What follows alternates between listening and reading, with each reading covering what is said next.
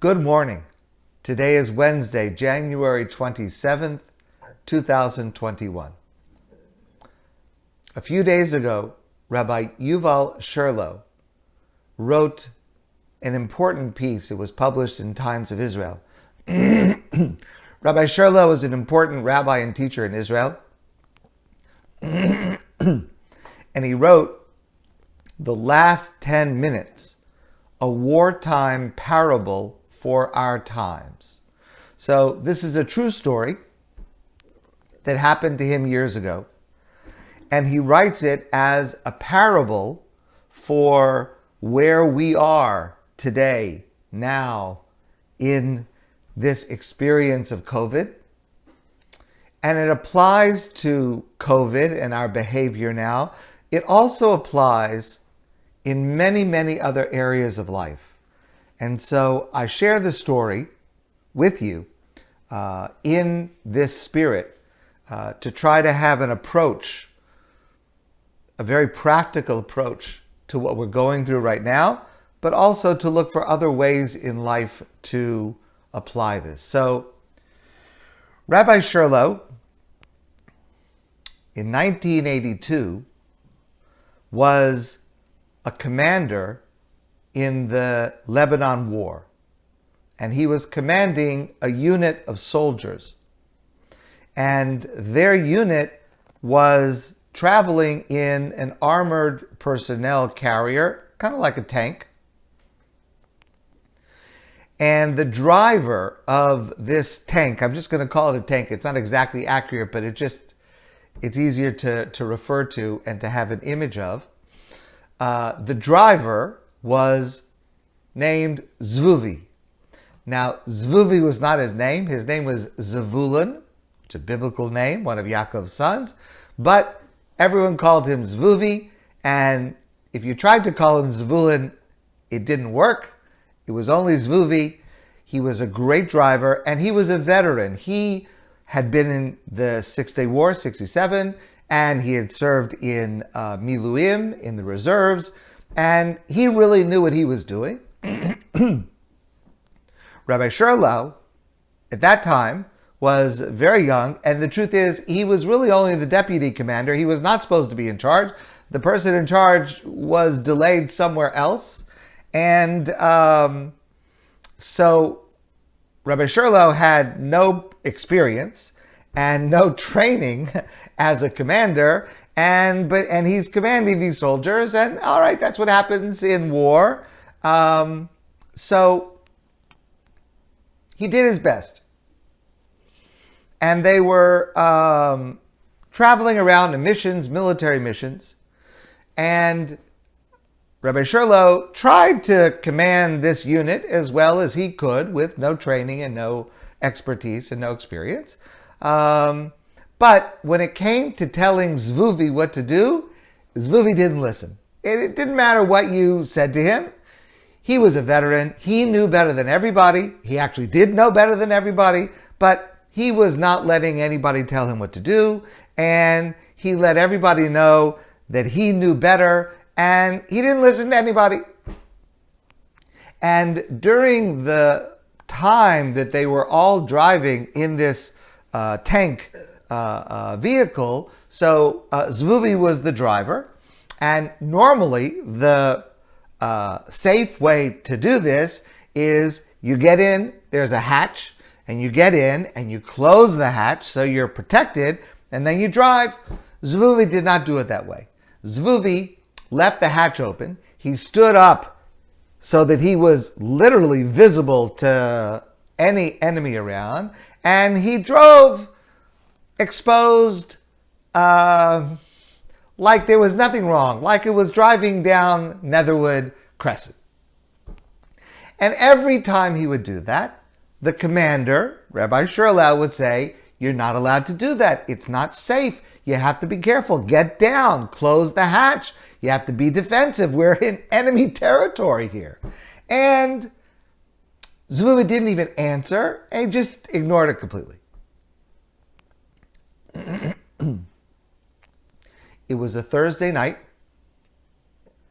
and it was announced that Israel had reached a ceasefire with Syria, and the ceasefire would go into effect at 12 midnight that night. At 11:40 p.m., so that's 20 minutes before the ceasefire goes into effect, Rabbi Shurlo gathered the troops together.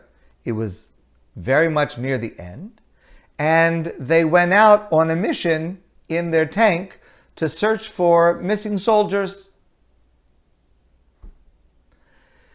So they're going, and Rabbi Shurlo is shocked to see that this time Zvuvi has the hatch down, it's closed tight, he's wearing body armor, he has defensive shields around him, he has taken every single precaution. And so Shurlo yells to him, he says, "What are you doing? This whole war you've been driving out with your head stuck up that anybody could get you, and now when it's over, now you're hiding, you're in defensive mode." And then Zvuvi yelled back at the commander. You're not supposed to yell at the commander, but he yelled back at the commander.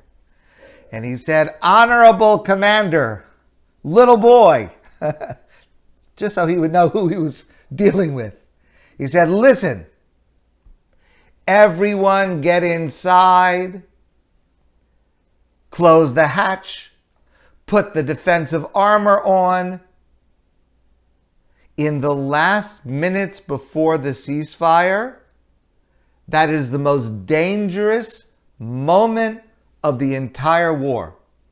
Because what's going to happen is in the last minutes before the ceasefire, the enemy is going to let loose with the largest and most dangerous destructive barrage of missiles that we've seen through this whole campaign.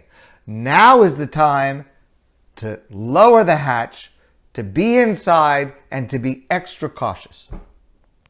Okay, well, Rabbi Shurlo could have thought about his bruised ego of being lectured to by this senior, but junior in command, but he listened, and Shurlo ordered everybody in all of the vehicles, get down, close the hatch, body armor, be defensive, because maybe Zvuvi was right. And within the next 10 minutes, it turned out that yes, Zvuvi was right. Because in the next 10 minutes, their troops came under a merciless barrage of fire. And thanks to God and to his messenger Zvuvi, his company escaped without a single man and injured. And then came 12 midnight, and there was utter silence. Ceasefire, not a sound. And they climbed out of their positions, and they noticed that although in other units around them there were a great number of wounded from that last barrage, in their unit, not a single person was injured.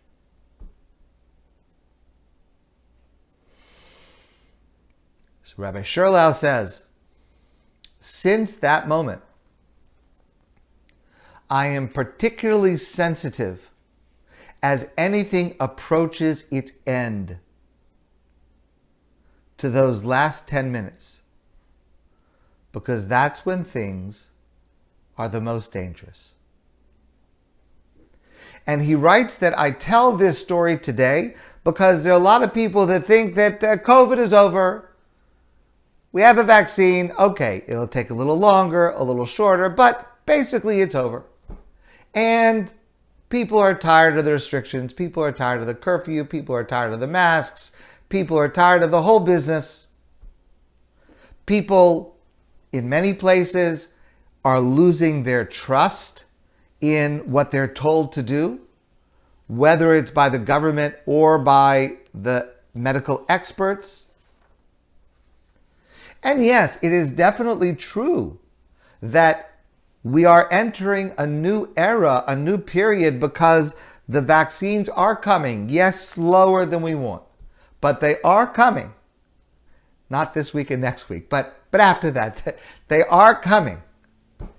And that is incredible. But we dare not lose sight of the fact that the virus is here. And the virus does not care about data and statistics. The virus continues to strike, and it is striking hard. I'm sure you've had this experience. I am having this experience now, where more and more people that I know and hear about from around Montreal and from around the world are getting sick, seriously sick from COVID right now.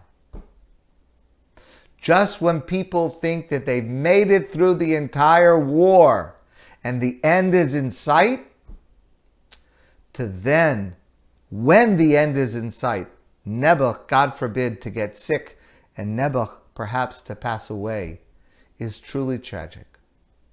So I want to urge you, Rabbi Sherlow is urging you, please don't give up now. When I was a kid, I watched a lot more television than was good for me.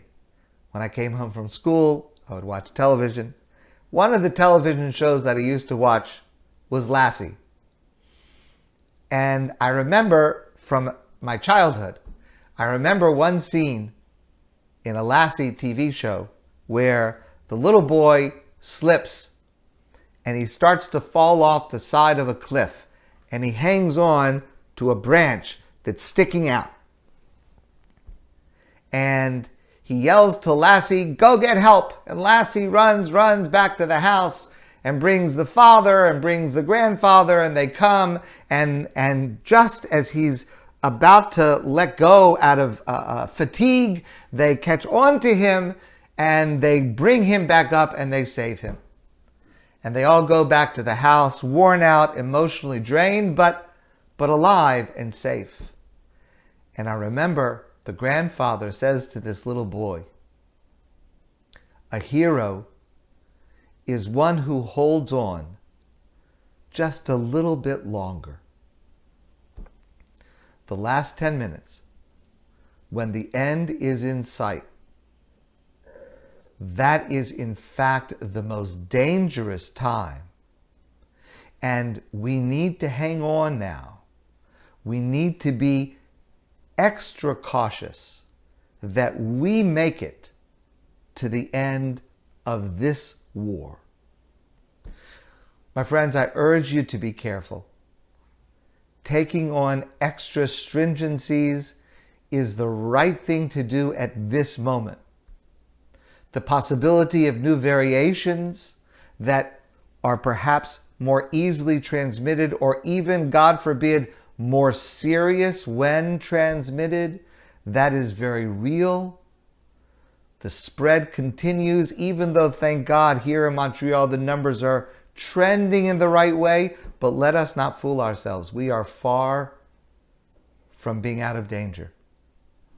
We're in the last 10 minutes. Don't give up now. And not only with this issue, many areas in life. Just as you see the end in sight, that's the time to be extra cautious to make sure that we make it to safety. My friends, I wish you a great day, a safe day, and I look forward to seeing all of you soon in person.